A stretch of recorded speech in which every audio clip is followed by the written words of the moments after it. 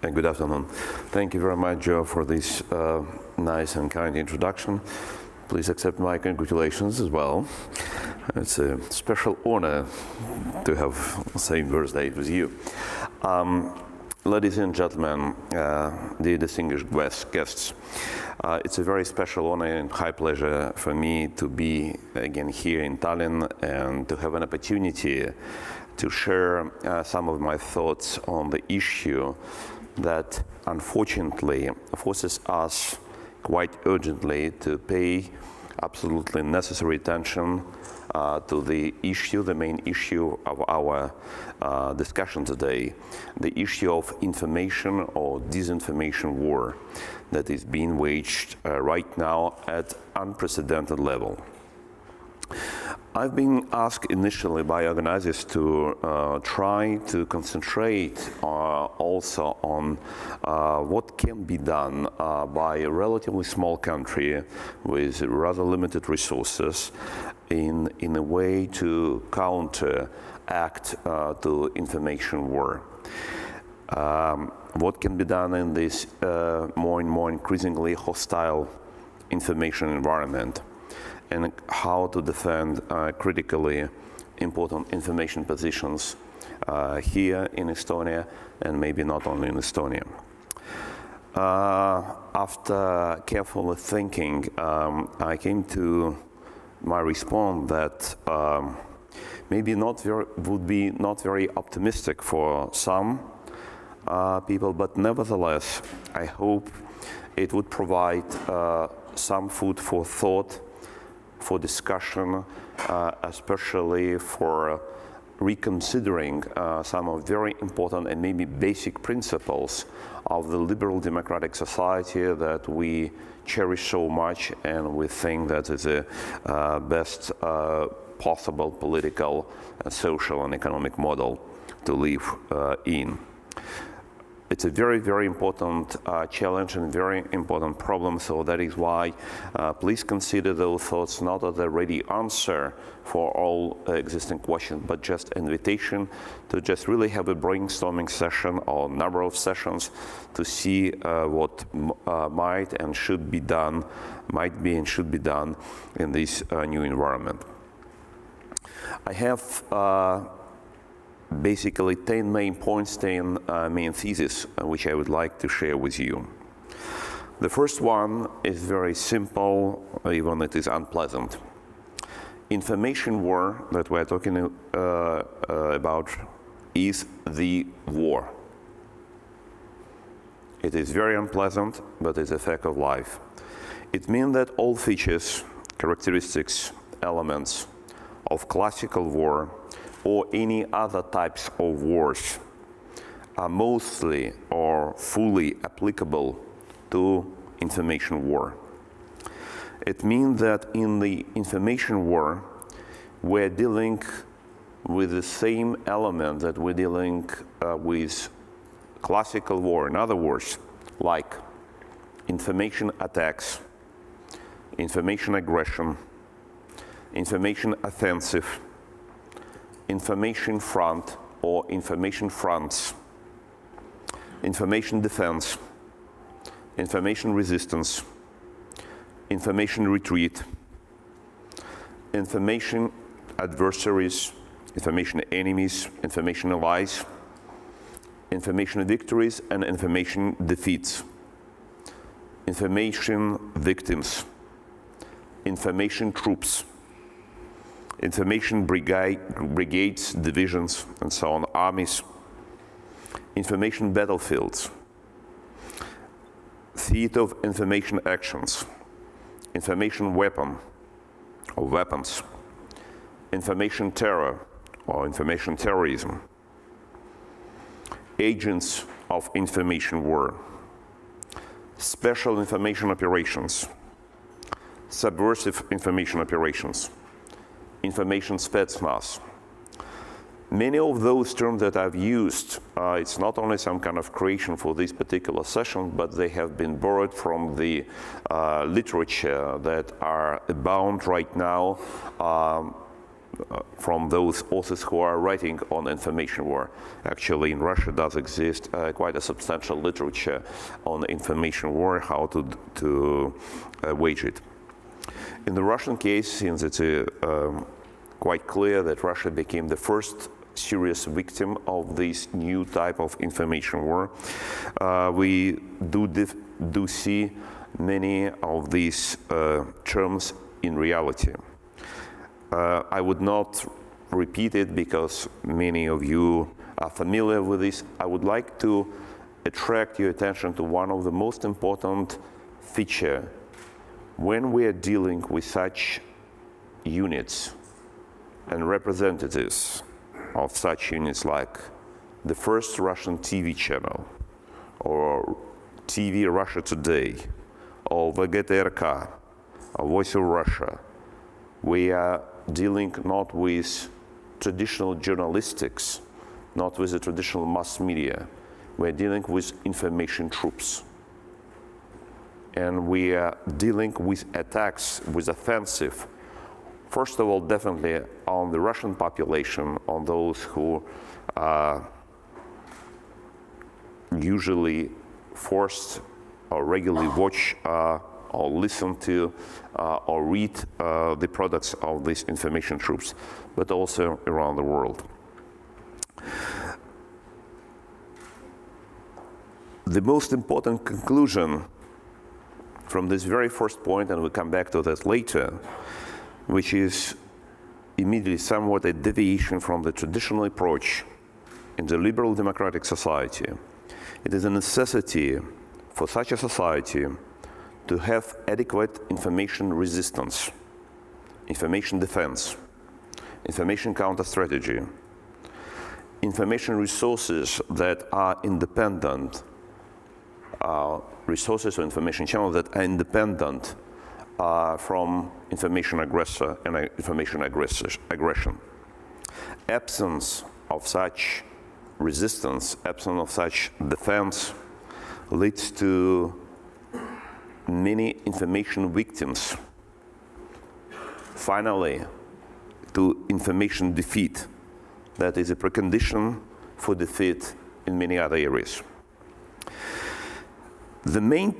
My second point, the main purpose of the information war is not to capture territories per se, as it is in a classical war, but to capture people.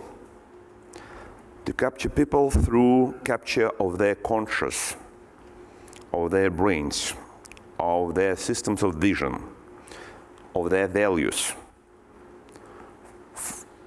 regardless of the territories where those people live.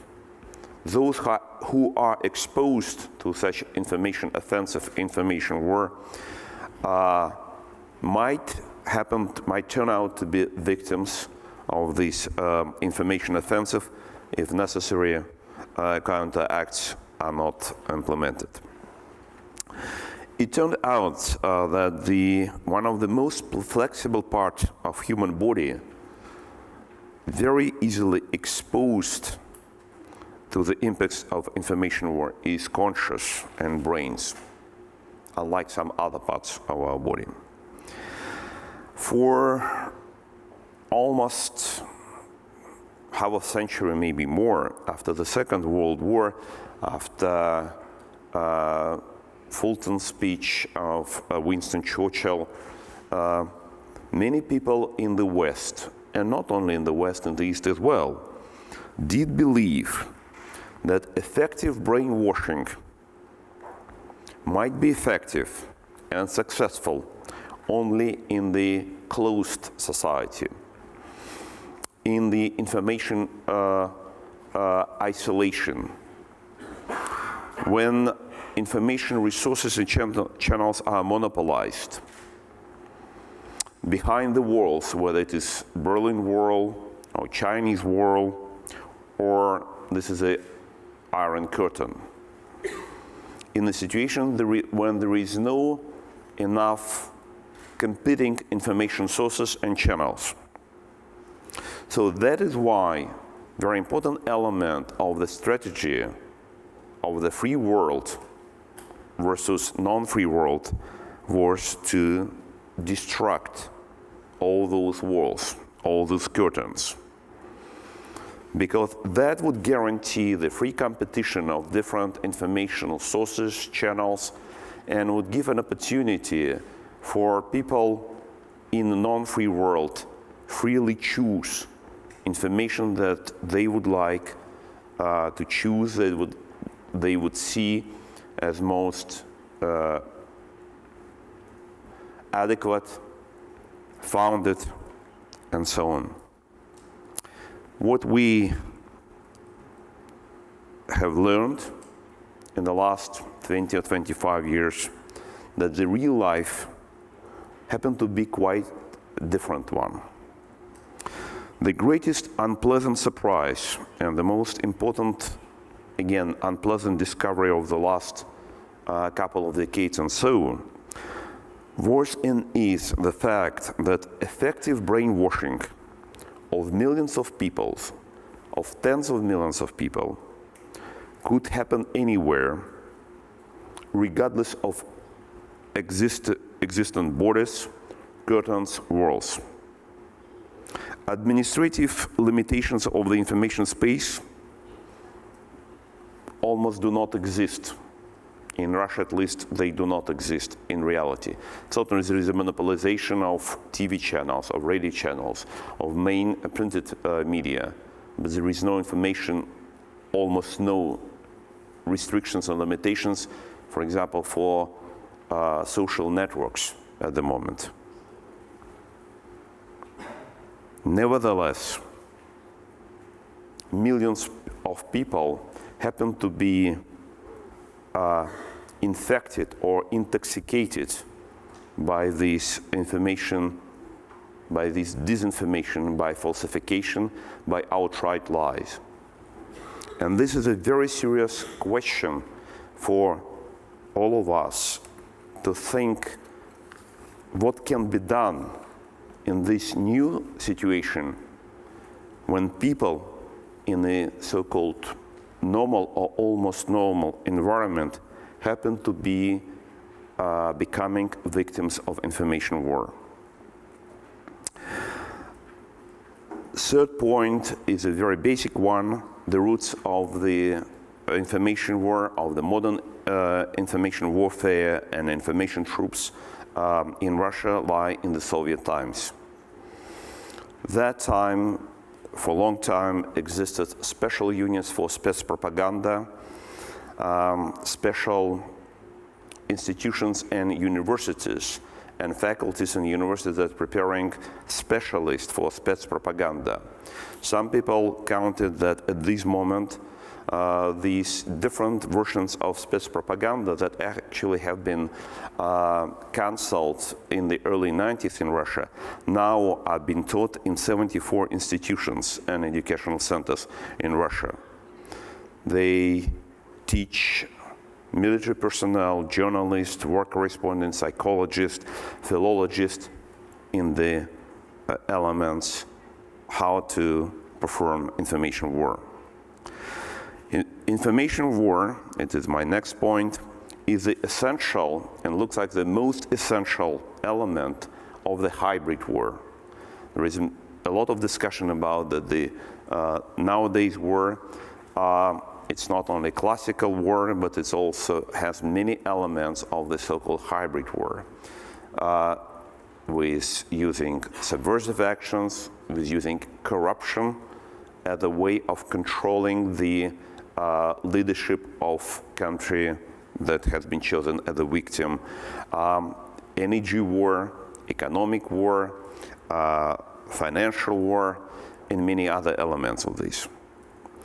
Also, information war is a crucial element of the so-called Fourth World War. In the terminology of the Kremlin propaganda people, the wars that they are engaged right now, it's not only Russian-Ukrainian war that we do understand that is underway, but they do consider this Russian-Ukrainian part is the introductory chapters or the beginning of the Fourth World War. And Mr. Jurgens, that spoke a few days ago in Kiev in the YES conference, said openly to the public, we are waging war not against Ukraine. Ukraine just happened to be here.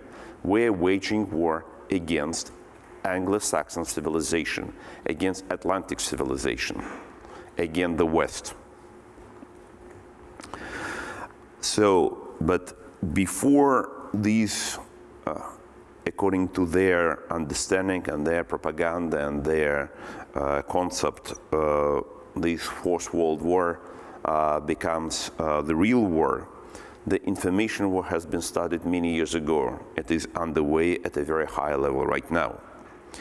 What is the definition of the information warfare? I borrowed it from one of the so-called texts that can be considered as a textbook. Information warfare is influencing the consciousness of the masses as part of the rivalry between the different civilizational systems adopted by different countries in the information space by use of special means to control information resources as information weapons. It's a pretty sophisticated and developed concept of the information war. All those, not all, some of them mentioning methods that are employed in information war. Social control, meaning influencing society. Social maneuvering, meaning intentional control of the public aimed at gaining certain benefits. Information manipulation, meaning using authentic information in a way that gives rise and base to false implications. Disinformation, meaning spreading manipulated or fabricated information or its combination. Fabrication of information, meaning creating false information. Also such elements like lobbying, blackmailing, extortion of desired information, information terror. Very important element among those is information war is the first genuinely world war. In fact, it's the first real total war. Even compared to the First World War, Second World War, or Third World War, that is, some people would claim the Cold War was the Third World War. Due to its inherent character, information spreads without limits, borders. Therefore, information war has no flanks or rear. Information war can have everywhere front lines. The most frequent characteristics of the modern society is information society. Society and their members are engaged in producing, processing, transporting, spreading, consuming information. Modern human being can be called Homo informaticus. Therefore, information war reaches all corners of modern information society. Every human being, at least every literate human being engaged in information process is exposed to different extent to the impact of the information war. Even more literate and more engaged in information process are more exposed. Certainly there are possible limitations, and one of the very important limitations, at least at initial stages, is language. Because people do receive information, process information, consuming information mostly, not exclusively, but mostly in particular language or languages. Certainly visual information can be consumed by everybody regardless of the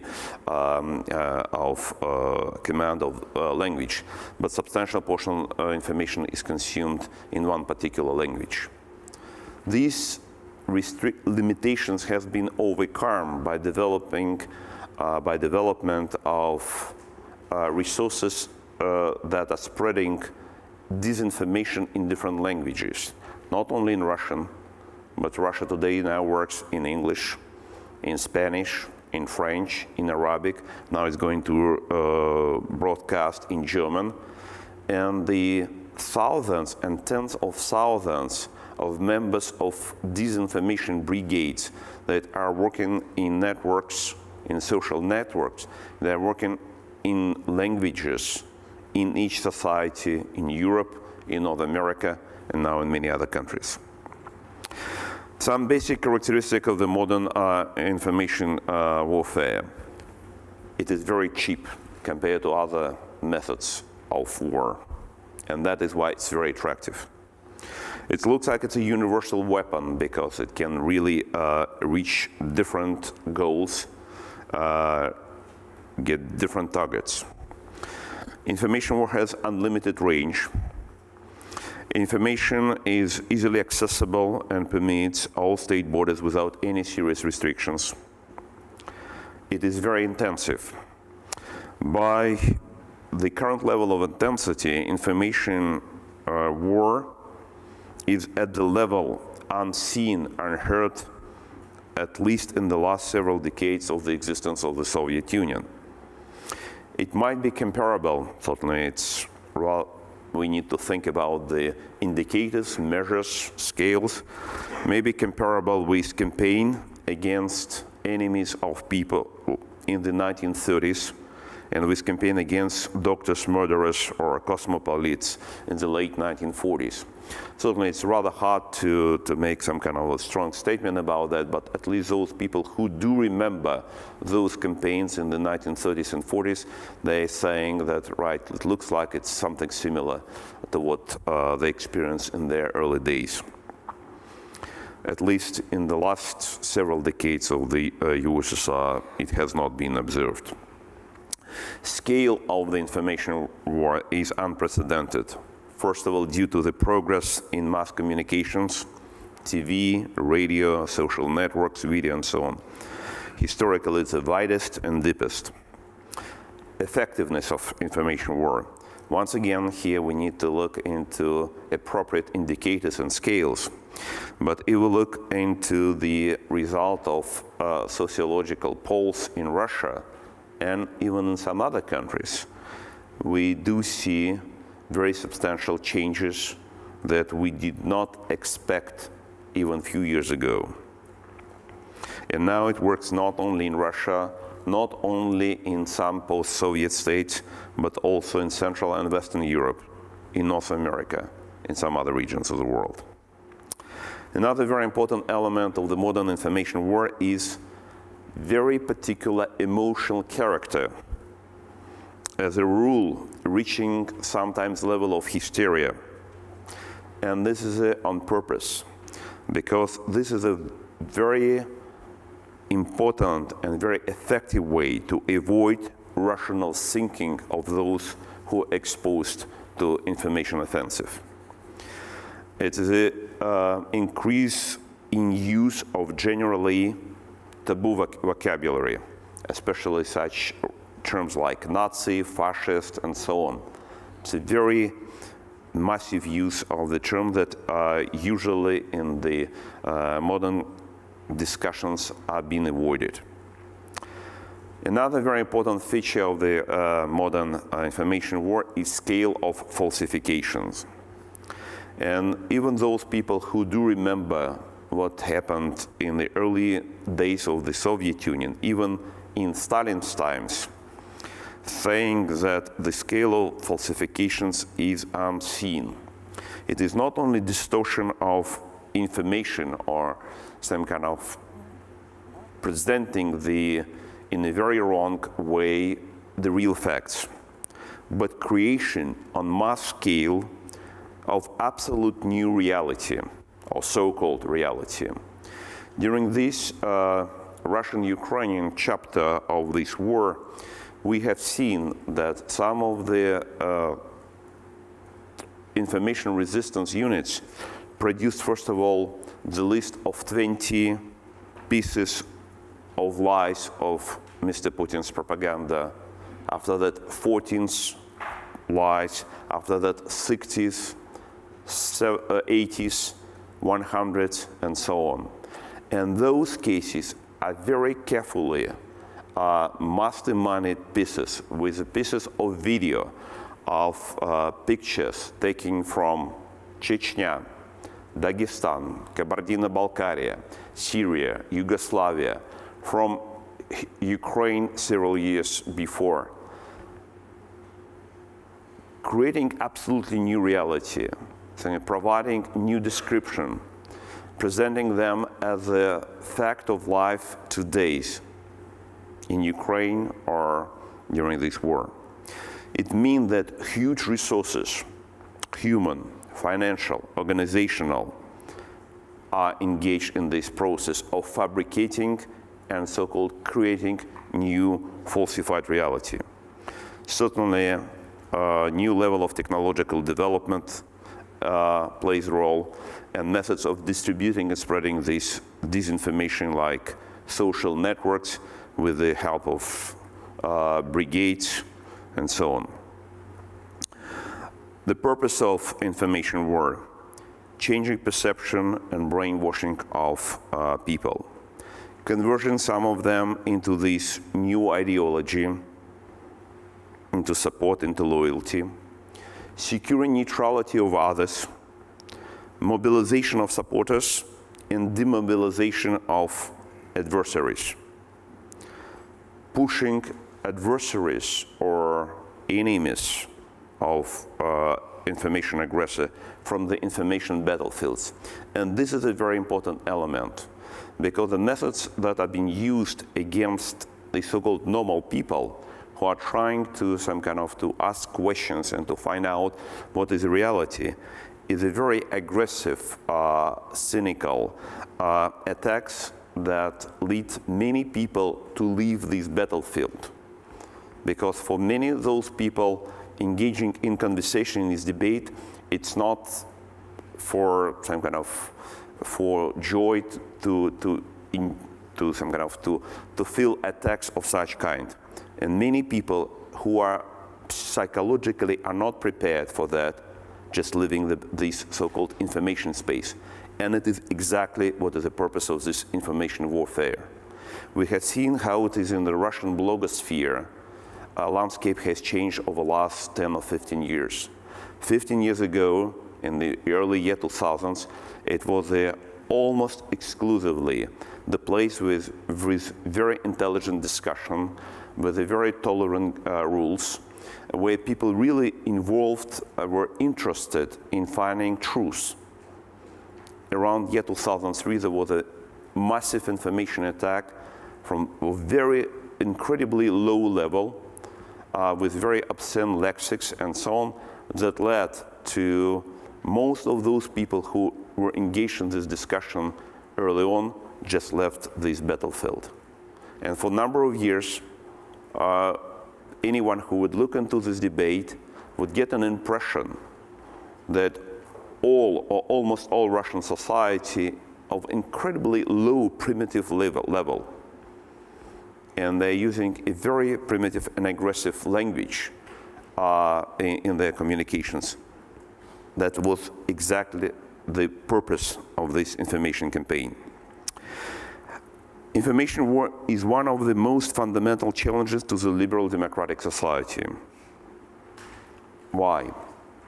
One of the great principles that has been proclaimed even back during the time of Enlightenment, for example, in the words of Voltaire, "I don't agree with you, but I am ready to sacrifice my life in order to give you a right to express yourself."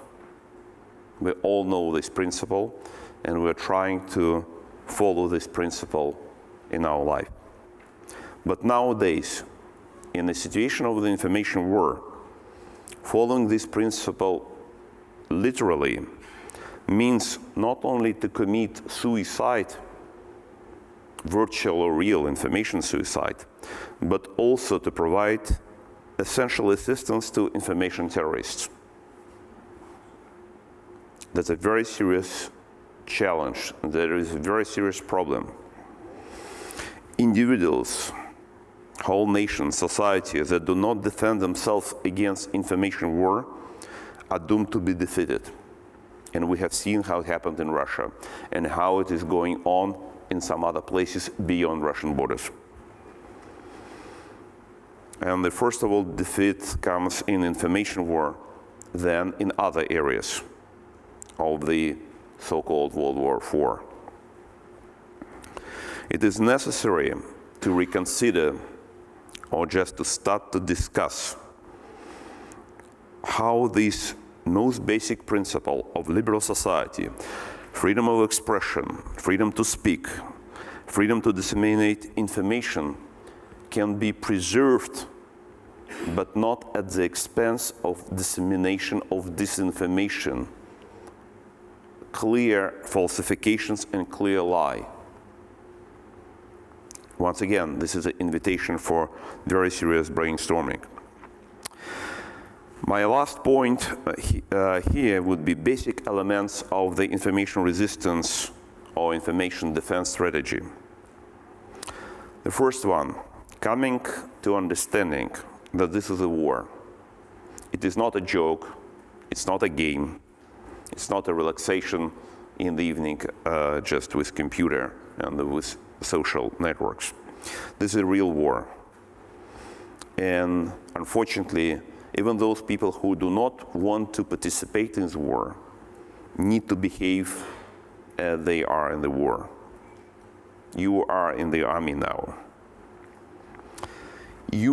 Second point, in many cases, people do confront not journalists, but spецпропаганда people, information spetsnaz, as they call themselves, information troops.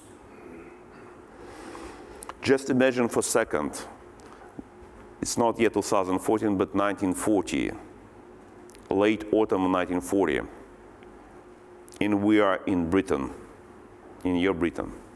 When Britain was probably one of two last or three free societies, free countries on the European continent, where almost all continents have been taken by either Nazi Germany or by Stalin USSR.